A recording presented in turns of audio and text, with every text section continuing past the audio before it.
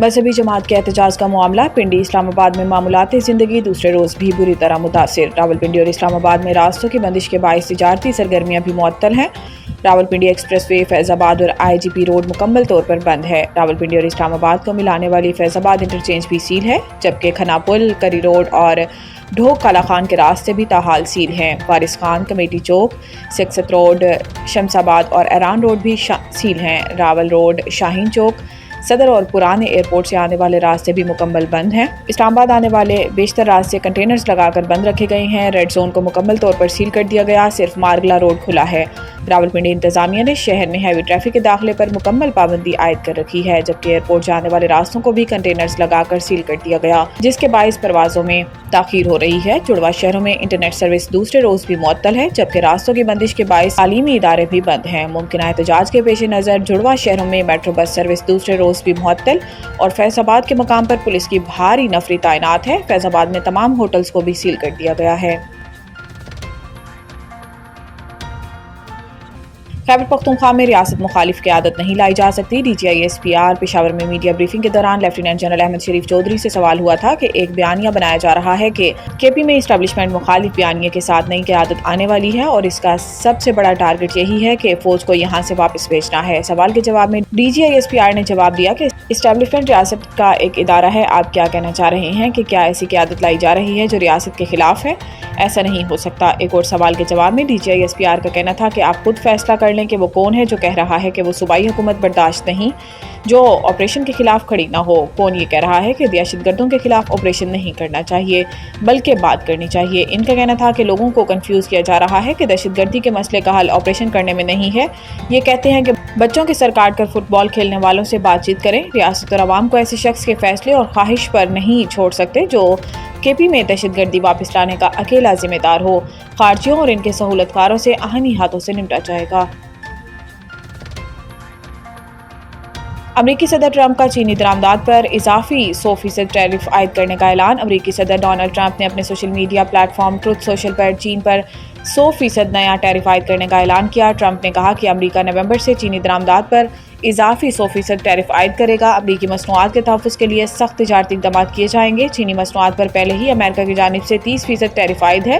اب نئی درآمدی ٹیکس کے اعلان کے بعد عالمی اسٹاک مارکیٹ گر گئی ہے۔ ٹرمپ نے اس اعلان سے چند گھنٹے قبل ٹروتھ سوشل پر ایک طویل پوسٹ میں کہا تھا کہ چین نے دنیا بھر کے ممالک کو نایاب معدنیات کی برآمدی پابندیوں سے متعلق خط بھیجے ہیں۔ یہ نایاب معدنیات اسمارٹ فونز، برقی گاڑیوں، فوجی آلات اور قابل تجدید توانائی کی ٹیکنالوجی میں استعمال ہوتی ہیں اور ان کی پیداوار اور پروسیسنگ میں چین عالمی سطح پر سب سے آگے ہے۔ ٹرمپ نے کہا تھا کہ چین کو دنیا کو یرغمال بنانے کی اجازت نہیں دی جا سکتی۔ انہوں نے چین کے رویے کو انتہائی دشمنانہ قرار دیا۔ PTI نے دہشت گردوں کی آبادکاری کا الزام مسترد کر دیا۔ PTI ترجمان کی جانب سے جاری بیان میں کہا گیا ہے کہ عوام اور قبائلی رہنماؤں نے 2021 میں دہشت گردوں کی واپسی کا منصوبہ رد کیا تھا۔ اس منصوبے پر عمران خان کے دور حکومت میں عمل نہیں ہوا۔ ترجمان PTI کے مطابق دہشت گردی کی ذمہ داری PTI پر ڈالنا حقائق کے برعکس ہے۔ یاد رہے کہ گزشتہ روز ایکس پر پیغام جاری کرتے ہوئے خواجہ آصف نے کہا تھا کہ ہزاروں طالبان کو عمران خان نے پاکستان لا کے بسایا۔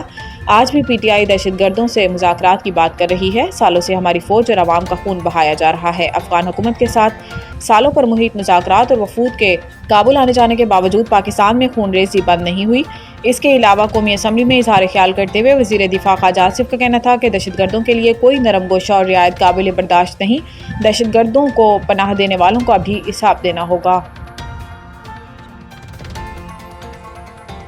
IMF مذاکرات، زرعی انکم ٹیکس اور کرپشن رپورٹ پر مہلت کی درخواست۔ ذرائع وزارت خزانہ کے مطابق سیلاب کے باعث صوبوں نے زرعی آمدن پر انکم ٹیکس نافذ کرنے کے لیے مزید مہلت مانگ لی۔ سیلاب سے زرعی معیشت متاثر ہونے کے سبب صوبے فوری طور پر ایگریکلچرل انکم ٹیکس نافذ کرنے پر آمادہ نہیں۔ ذرائع کے مطابق IMF کو دسمبر تک پروکیورمنٹ پالیسی MEFP میں شامل کی گئی ہے، جبکہ سرکاری افسران کے اثاثے ظاہر کرنے اور corruption and governance diagnostic assessment report کے نکات بھی مذاکرات کا حصہ ہیں۔ ذرائع نے بتایا کہ حکومت نے corruption and governance report publish کرنے کے لیے مہلت طلب کی ہے، جبکہ IMF کی جانب سے سرکاری سطح پر گندم خریداری کے لیے اوپن مارکیٹ یا نجی شعبے سے خریداری کا میکانزم فراہم کرنے کا مطالبہ کیا گیا ہے۔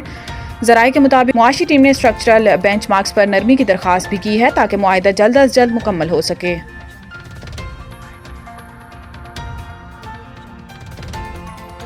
پاکستانی کوپے ماں اسد علی کا تاریخی کارنامہ، ساتوں براعظموں کی بلند ترین چوٹیاں سر کر لی۔ پاکستانی کوپے ماں اسد علی میمن نے ساتوں براعظموں کی بلند ترین چوٹیاں سر کرنے کا سفر مکمل کر کے تاریخی کارنامہ سر انجام دے دیا۔ اسد علی میمن نے 7 سمٹ کا سفر انڈونیشیا میں اوشیانا کی بلند ترین چوٹی پونچک جایا کو سر کر کے مکمل کیا۔ اسد علی میمن نے 2019 میں یورپ کی ماؤنٹ ایلبرٹس، 2020 میں جنوبی امریکہ کی ایکونکا گوا کو سر کیا تھا۔ 2021 میں اسد میمن نے افریقہ کی کیلمنجرو اور 2022 میں شمالی امریکہ کی ماؤنٹ دینالی کو سر کیا تھا۔ اس کے علاوہ 2023 میں علی میمن نے ایشیا اور دنیا کی بلند ترین چوٹی ماؤنٹ ایوریسٹ کو سر کیا۔ اس سال کے آغاز میں انہوں نے انٹارکٹیکا کی ماؤنٹ وینسن کو بھی سر کیا تھا۔ پاکستان بلیئرڈز اینڈ سنوکر ایسوسی ایشن کے سابق صدر علی اصغر ولی کا کو سپرد خاک کر دیا گیا۔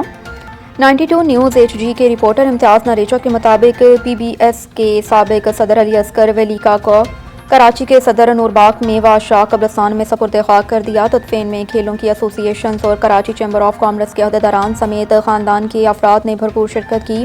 واضح رہے کہ علی اصغر ولی کا طویل علالت کے بعد جمعرات کو کراچی میں انتقال کر گئے تھے۔ وہ 78 سال کے تھے۔ انہوں نے پاکستان میں سنوکر کو ایک نئی زندگی دی۔ 1988 سے 2 دہائیوں تک پی بی ایس اے کے صدر کے طور پر خدمات انجام دی۔